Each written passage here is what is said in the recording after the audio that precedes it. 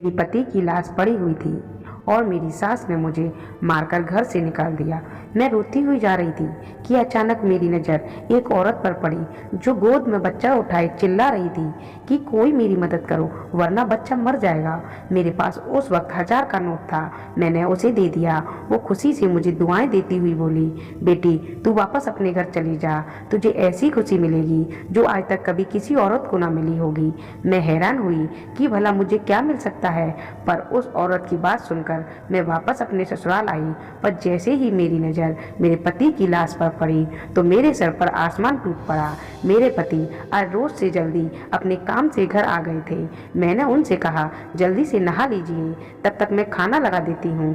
मैं और मेरी सास खाना खा चुके थे, सिर्फ मेरे पति ही बचे थे। मैं किचन में गई और जल्दी से फ्रिज खोला तो दोपहर की बची हुई सब्जी थी। मैंने जल्दी से गर्म किया, साथ में ताज़ी रोटियां भी बना ली। उसके बाद मैंने चूल्हे पर चाय के लिए पानी चढ़ाया, क्योंकि हम सबकी आदत थी खाना खाने के तुरंत बाद ही हम चाय पीते थे। मैं खाना लेकर बाहर आई, मेरे पति और सास चौकी पर बैठे हुए थे। मैं खाना लाकर अपने पति के सामने रख दिया।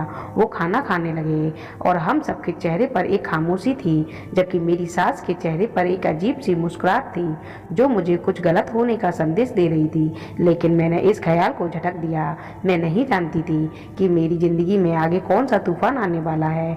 मैं उठकर किचन में आई तो देखा चाय उबल चुकी थी।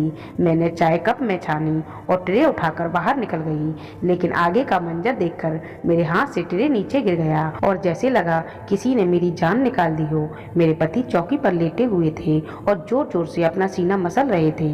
मेरी सास घबरा कर उनके हाथ पैर मल रही थी और साथ ही साथ कह रही थी, क्या हुआ अमित, तुझे क्या हुआ है, कुछ तो बता। मेरी सास चिल्ला चिल्ला कर रो रही थी। उनकी हालत देखकर मैं भागते हुए अपने पति के पास आई। उन्हें देखकर मैं भी चिल्लाने लगी। मेरे पति का सारा जिस्म नीला पड़ गया था और उनके मुंह से सफेद झाग निकल रहे थे। वो अपना गला पकड़कर बिन पानी मछली की तरह तड़प रहे थे। इससे पहले मैं कुछ समझती या किसी को मदद के लिए बुलाती कि अचानक मेरे पति का जिस्म सूख कर कांटा हो गया और उनकी आंखों की पुतलियां भी बेजान हो गईं। 2 मिनट में पूरी दुनिया खत्म हो चुकी थी। मेरे पति मुझे और अपनी माँ को अकेला छोड़कर इस दुनिया से जा चुके थे। मेरा सब कुछ मेरे पति ही थे। उनकी इस तरह अचानक मौत ने मुझे दहला कर रख दिया। मैं बिल्कुल खाली हाथ रह गई थी। उनके अलावा मेरे आगे पीछे कोई नहीं था। हमारी आवाज़ सुनकर पड़ोसी और मोहल्ले वाले भी हमारे घर आ चुके थे और आगे का मंजर देखकर वो भी हैरान रह गए। अचानक मुझे अपने आसपास की घुटन का एहसास हुआ और मेरी आंखों के सामने अंधेरा छा गया। मुझे अपने आसपास की सभी चीज़ें चकराती हुई महसूस हुई। मैंने दीवार का सहारा लेना चाहा, लेकिन मैं अपनी सुध-बुध खो बैठी थी और अगले ही पल में अपने शरीर के सारे वजन के साथ जमीन पर गिर गई। मुझे होश आया तो मैंने खुद को अपने कमरे में पाया। मेरा सर अभी भी भारी था। मैंने इधर उधर देखा तो अगले ही पल मेरे पति का बेजान वजूद मेरी नज़रों के सामने आया। मैं जल्दी से उठकर बाहर आई। सुबह हो चुकी थी। मैं पूरी रात बेहोश थी। मैंने देखा मेरे पति की लाश घर के बाहर पड़ी थी और मेरी सास उनकी चारपाई पर लग कर बैठी हुई थी। उनकी आंखों को देखकर लगा जैसे वो पूरी रात रोई हों। जवान बेटे का गम जो था एक माँ करती भी तो क्या।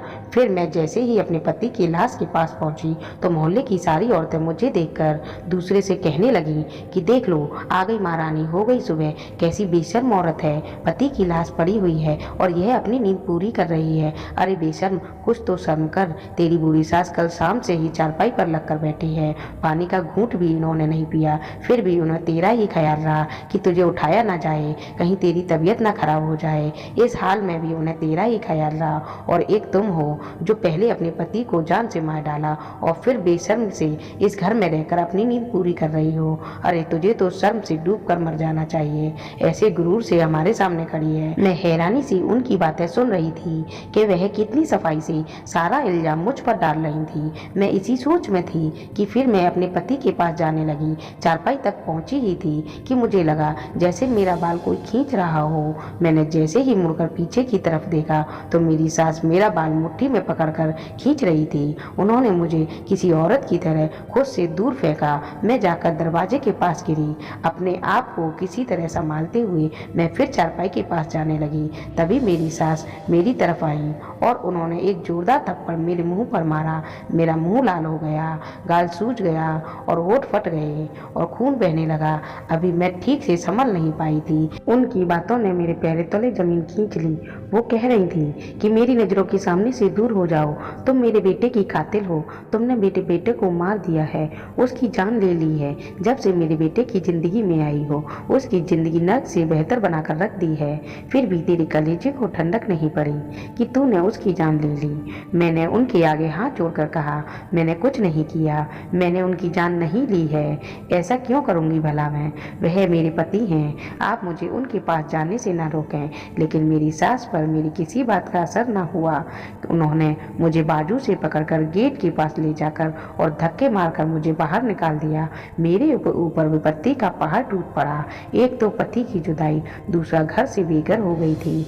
मैं गेट के साथ लगकर रोने लगी। मैं काफी देर तक वहीं पर खड़ी रही, लेकिन अंदर वाले सब पत्थर दिल हो चुके थे। मैंने टूटे हुए दिल के साथ सड़क पर चलने लगी। मेरा कोई और ठिकाना नहीं था। जाती तो और कहाँ जाती। अचानक मुझे एक औरत की आवाज़ सुनाई दी। वो कह रही थी कि भगवान के नाम पर कोई मेरी मदद करो, मेरा बच्चा 2 दिन से भूखा है, कोई तो मेरी मदद करो, कोई तो मुझ पर रहम करो। मैंने देखा मेरी साड़ी के आंचल में बंधा उस वक्त मेरे पास 1000 का नोट था। मैंने वो नोट उस औरत को दे दिया। उस औरत की गोद में एक छोटा बच्चा था जो रो रहा था, शायद उसको भूख लगी हुई थी। उस औरत ने मेरी तरफ देखा और कहने लगी, बेटी जा, कहाँ जा रही हो और क्यों रो रही हो? क्या तुम भी मेरी तरह दुखी हो? मैंने उसकी बात सुनते ही घबराकर इधर उधर देखने लगी तो मैं अपने घर से बहुत दूर निकल आई थी। उस औरत ने कहा, भगवान तुम्हारा भला करे, तेरी सारी मुश्किलें आसान हो, तू सदा सुखी रहे, ऐसी सड़क पर ना चली जा, अपने घर चली जा। मैंने कहा, मेरा कोई घर नहीं है, मैं बेसहारा हूँ। उसने कहा, तू बेसहारा नहीं है, जा तू अपने घर चली जा, तेरा घर तेरी राह देख रहा है, तेरे पास तो सब कुछ है, फिर क्यों सड़क की खाक छान रही है? तू मलका है, जा अपना घर संभाल, अपने घर जा, वहाँ तुझे ऐसी खुशी मिलेगी कि तूने कभी अपने सपने में भी नहीं सोचा होगा। मैं बड़ी हैरान हुई कि उस घर में तो मेरे जवान पति की मौत हो गई है, मेरी पूरी दुनिया लुट चुकी है, भला वहाँ मुझे कौन सी खुशी मिल सकती है? हालात के आगे मजबूर होकर मैं अपने घर की तरफ जाने लगी और सोचा, जाकर देखूं तो सही कौन सी खुशी मिलने वाली है, और खुशी नहीं भी मिली तो एक बार फिर से अपनी सास के पैरों में गिर जाऊंगी। हो सकता है उनको मुझ पर रहम आ जाए और वो आखिरी बार मुझे अपने पति से मिलने दें। इतने में मैं घर के दरवाजे तक आ चुकी थी। मैंने देखा दरवाजा अंदर से नहीं बंद था। मैंने धड़कते दिल के साथ घर का दरवाजा खोला, पर दरवाजा खोलते ही सामने का मंजर देखकर मैं हैरत से दंग रह गई। मेरा पूरा शरीर कपकपाने लगा। मेरा नाम रानी है, मैं एक छोटे शहर में रहती हूँ, मेरे साथ मेरे पति और मेरी सास रहती हैं। अभी मेरी 33 साल उम्र है। यह सब उस वक्त की बात है जब मैं 21 साल की थी। शहर के सबसे अच्छे कॉलेज में पढ़ा करती थी। मुझे पढ़ाई में कुछ खास दिलचस्पी नहीं थी, लेकिन पापा की सख्ती की वजह से मैं मजबूरी में पढ़ रही थी। मेरे पिता एक मशहूर बिजनेसमैन थे, लेकिन उनका रवैया हमारे प्रति शुरू से ही काफ़ी सख्त रहा था। मैंने अपनी पूरी जिंदगी में उन्हें कभी मुस्कुराते नहीं देखा। वे हर वक्त गुस्से में रहते। ऐसा नहीं था कि उसकी कोई वजह थी, वो स्वभाव के ही ऐसे थे। मैं उनकी इकलौती बेटी थी, लेकिन फिर भी उन्होंने मुझसे कभी प्यार से बात नहीं की। वो मेरी हर छोटी सी बड़ी ज़रूरतों का ख्याल करते, लेकिन मैं उनके गुस्से से परेशान थी। मैं और मेरी माँ हमेशा फूंक फूंक कर ही कदम रखते थे और इस चीज़ का ख्याल रखते कि कोई भी बात उनकी मर्जी के खिलाफ ना हो। मेरी माँ भी पढ़ी लिखी औरत थी। मुझे मेरे पापा के रवैये ने अपने घर वालों से दूर किया था। हद से ज़्यादा सख्ती भी इंसान को अपनों से दूर कर देती है।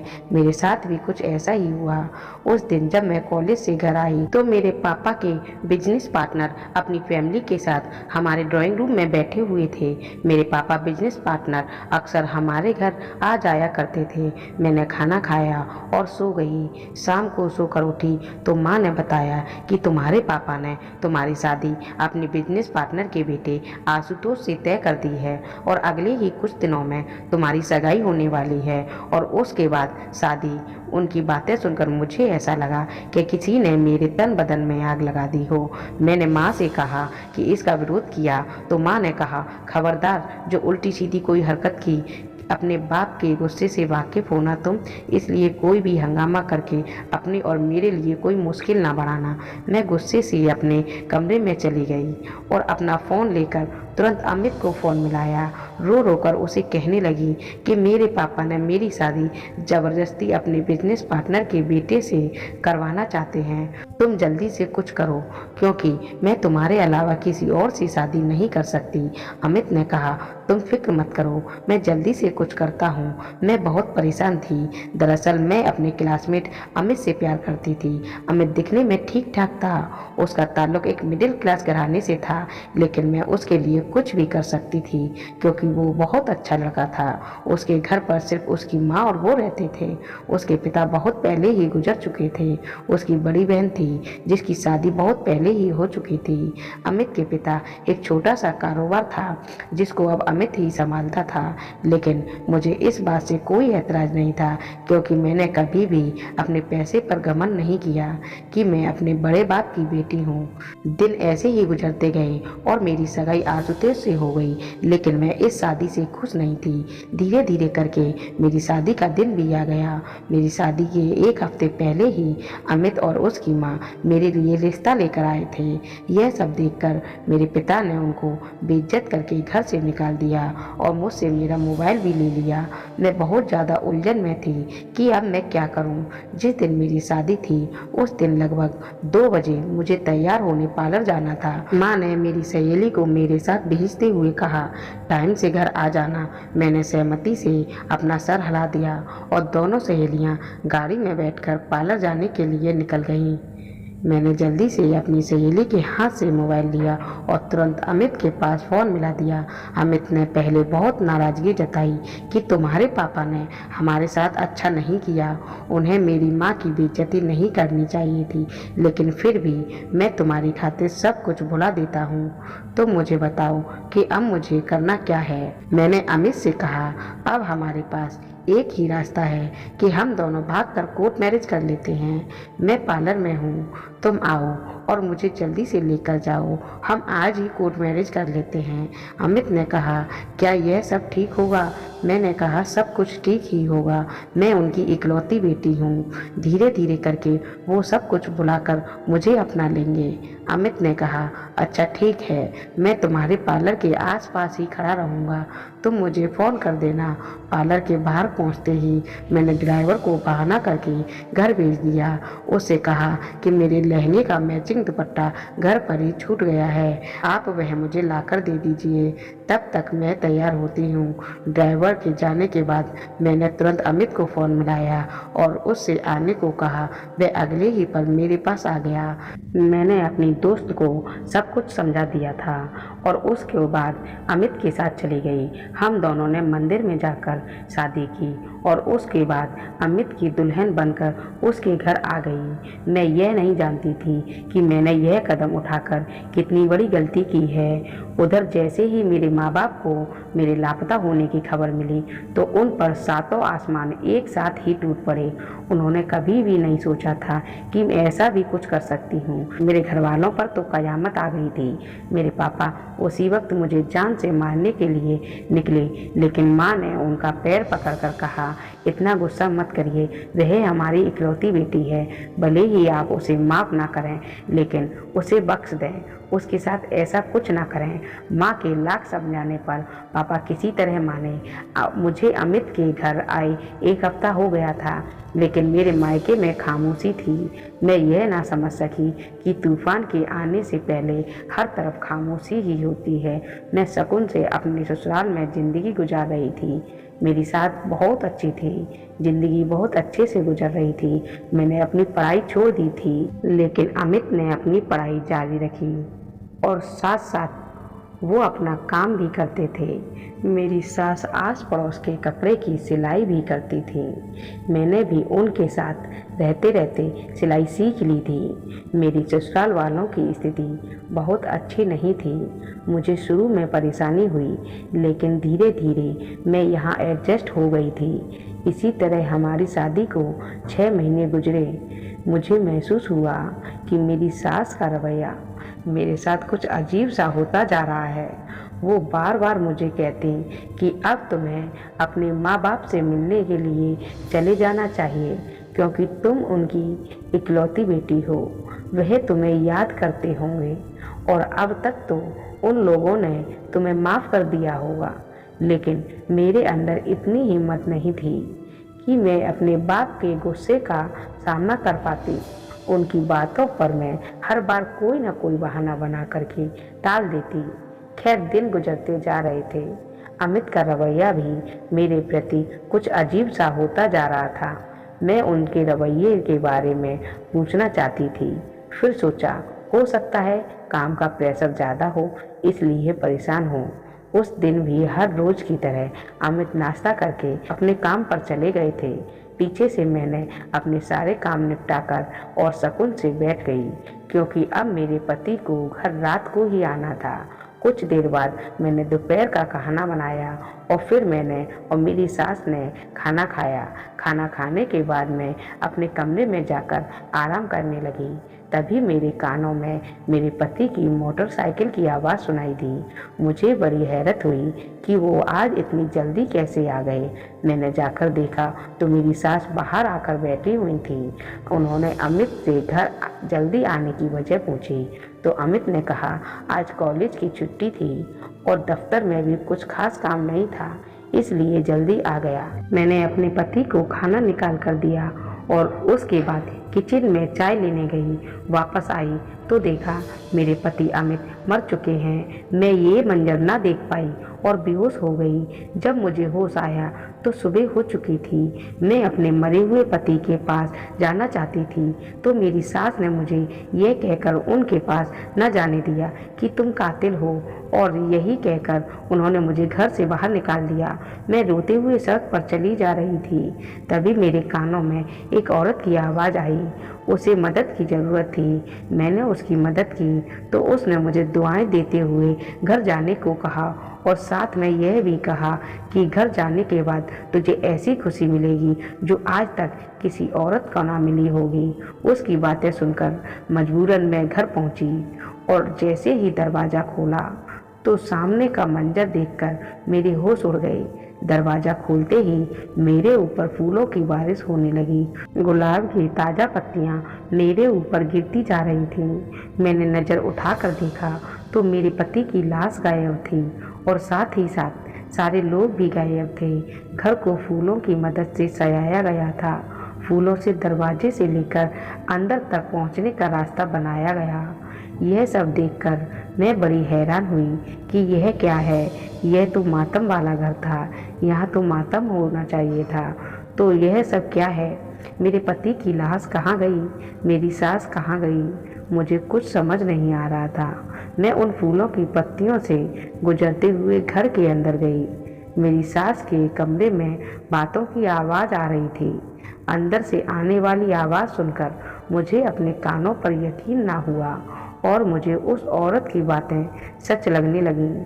उसने सच ही कहा था, मैं बेसहारा नहीं हूँ बल्कि भोली और कम अक्ल हूँ। मेरी नाक के नीचे इतनी घिनौनी साजिश रची गई थी, लेकिन मैं बेखबर थी।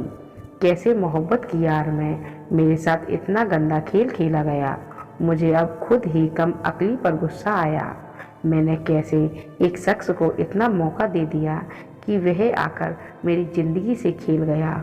मेरी सास मेरे पति से कह रही थी कि सारी तैयारी हो गई है, तुम जाओ और उसे कहीं से भी ढूंढ कर लाओ। मेरे पति ने कहा, मैं तो उसकी नज़र में मर चुका हूँ, वो कैसे आएगी मेरे साथ। फिर मेरी सास ने कहा, वो बहुत भोली है, तुम उसके सामने कोई बहाना कर देना, कह देना कि मैं बेहोश हो गया था तो लोगों ने मुझे मुर्दा समझ लिया। तो इससे मैं क्या करूं?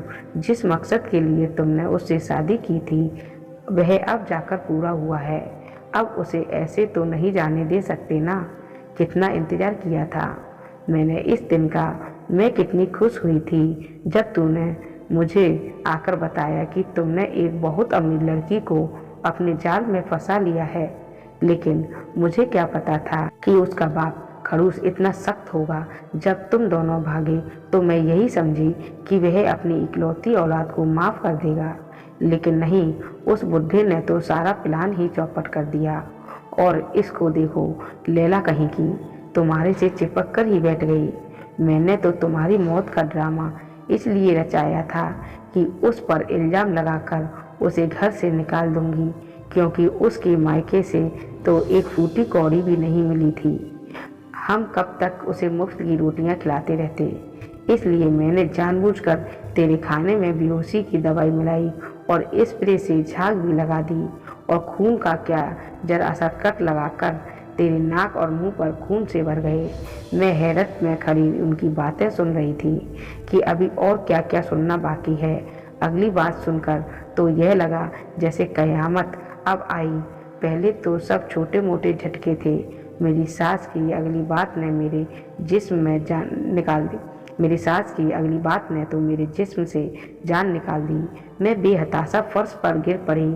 मेरे पति और सास ने कुछ गिरने की आवाज़ सुनकर दरवाजे की तरफ देखा तो उनके चेहरे पर खौफ के साए मरनाने लगे।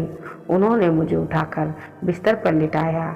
जब मुझे होश आया तो मेरा पति अमित कमरे में बेचैनी से टहल रहा था। मैं तुरंत उठी और कहा, मुझे अपने माँ बाप के घर जाना है। मैं उनकी कोई भी बात सुने बगैर बाहर की तरफ बढ़ गई और अपने मम्मी पापा के घर जाने लगी। वहाँ पहुँची तो पता चला कि मेरे पापा एक हफ्ते पहले ही दुनिया से चल बसे और अपनी पूरी प्रॉपर्टी मेरे नाम कर गए। मेरी माँ मुझे देखते ही मेरे गले लगकर रोने लगी। यही हाल मेरा भी था। दरअसल अमित ने मुझसे दौलत के लालच में आकर शादी की थी। पहले तो सब ठीक ठाक रहा, लेकिन जब उन्हें पता चला कि मेरे पिता गुस्से से मुझे फूटी कौड़ी नहीं देने वाले, तो उनका दिल मेरी तरफ से खट्टा हो गया। दोनों माँ बेटे मुझे निकालने की वजह ढूंढने लगे, और जब उन्हें कोई वजह ना मिली तो अपने मरने का ड्रामा ही रच बैठे और मेरे ऊपर इल्ज़ाम लगाकर मुझे घर से बाहर कर दिया। पर मेरे घर से जाते ही उन्होंने किसी से खबर सुनी कि मेरे पापा मर गए हैं और मेरी पूरी प्रॉपर्टी मेरे नाम कर गए हैं। तो यह खबर सुनते ही मेरा पति उठकर बैठ गया। मोहल्ले वाले कुछ तो डर गए और कुछ ने वजह जानने की कोशिश नहीं की। उन्हें ऐसा महसूस कराया कि उसे कुछ याद ही नहीं। सबने यही समझा कि हमारी ही गलती है। हमने बेहोशी को मौत समझ लिया। एक एक करके सारे लोग वहाँ से चले गए। मेरी सास और मेरे पति प्रॉपर्टी के लालच में अब मुझे वापस लाना चाहते हैं ताकि मेरी पूरी प्रॉपर्टी अपने नाम करवा सकें। इसलिए उन्होंने मुझे खुश करने के लिए मेरा स्वागत पूरे इंतजाम से किया, लेकिन मैंने भी फैसला कर लिया कि मैं उन्हें कभी माफ़ नहीं करूँगी। शाम होते ही मेरे पति और मेरी सास मेरे घर आए और मुझसे माफ़ी मांगने लगे, लेकिन मुझ पर उनकी किसी बात का कोई असर ना हुआ। वह मायूस लौट गए। कुछ दिन बाद मुझे पता चला कि मेरी सास को उनके किए की सज़ा मिल चुकी है। उनके पूरे शरीर में फालिश मार गई है। अमित की भी हालत बहुत ख़राब है। उसकी हालत देखकर मेरा दिल खून के आंसू रोता था। चाहे उसने मेरे साथ जो भी किया, लेकिन वो मेरी मोहब्बत था, इसलिए न चाहते हुए भी मैंने उसे माफ़ कर दिया। मेरी सास और मेरे पति दोनों बहुत बदल गए। उनकी ज़िंदगी से दौलत की हवस खत्म हो चुकी थी। 2 साल बाद भगवान ने मुझे एक खूबसूरत बेटा दिया और मैं हंसी खुशी अपनी ज़िंदगी जी रही थी। दौलत के लालच इंसान को अंधा कर देता है। वो संभल तो जाता है, मगर ठोकर लगने के बाद। अगर आपको हमारी स्टोरी अच्छी लगी हो तो हमारे चैनल को सब्सक्राइब करें और हमारी स्टोरी को